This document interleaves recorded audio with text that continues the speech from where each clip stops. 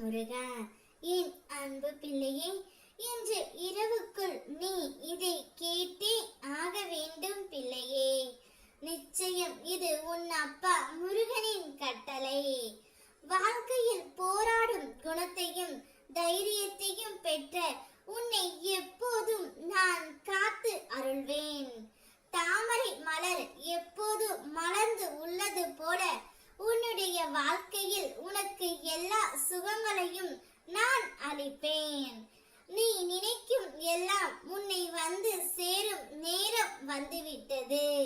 நிச்சயம் கூடிய விரைவில் அது உன் கையில் இருக்கும்.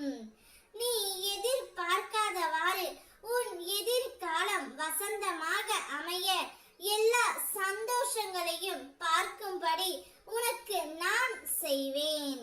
அன்பை ஏங்கி நிற்கும் உன் மனநிலையை மாற்றி உன் அன்பிற்கு மற்றவர்கள் உன்னை தேடி வரும்படி செய்வேன். உன் மனதால் என்றும் எல்லோருக்கும் நல்லது நினைக்கும் உன் எண்ணத்தை அதிகப்படுத்துவேன். நிச்சயம் உன்னுடைய வாழ்க்கை அர்த்தம் உடையதாய் மாறும். தான் என்ற அகம் பாவத்தை விடுத்து கருணை, மன்னிக்கும் தன்மை, சேவை மனப்பான்மை, அகிம்சை போன்ற தெய்வீக குணங்களை உனக்குள் கொண்டு வர முடிந்தால் நான் உன்னுடன் இருந்து உன்னை வழி நடத்தி செல்வேன் எப்போதும்.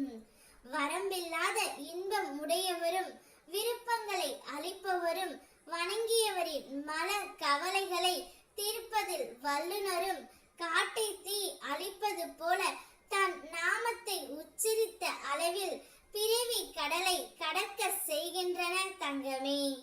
என்னையே எண்ணி என் நாமத்தையே உச்சரித்துக் கொண்டு இருந்தால் உனக்கு வருகின்ற துன்பங்களும் கஷ்டங்களும் பறந்து போய்விடும். எந்த ஒரு சூழ்நிலையிலும் கவலைப்படாதே. அப்படிப்பட்ட மனநிலையில் நீ என்னை மனதார நினைத்தால் போதும். மறுகணமே நான் உன்னுள் இருப்பேன். அதை தாங்கும் வலிமையையும் பிரச்சனைகளை எதிர்கொள்ளும் தைரியமும் உன்னுள் இருக்கும் நான் உனக்கு அளிக்கின்றேன். இனி உன்னுடைய வாழ்க்கையில் எடுத்து வைக்கும் ஒவ்வொரு அடியும் உன்னை வெற்றி பாதைக்கு அழைத்து செல்லும். உன் முயற்சிக்கான பலன் நிச்சயம் கிடைக்கும். நீ எதிர்பார்த்த காரியம் நிறைவேறும். இனி நான் உன் அருகில் இருந்து உன்னை மகிழ்ச்சியான பாதையில் அழைத்து செல்வேன். நானே உன் முன் நின்று உன்னை நல் வழியில் அழைத்து செல்வேன். கவலைப்படாமல் இரு. உன் அப்பன் முருகனின் கட்டளையை ஏற்று கேட்டுவிட்டாய் அல்லவா? இனி உன்னுடைய வாழ்க்கை ஜொலிக்க போகின்றது. ஓம் முருகா.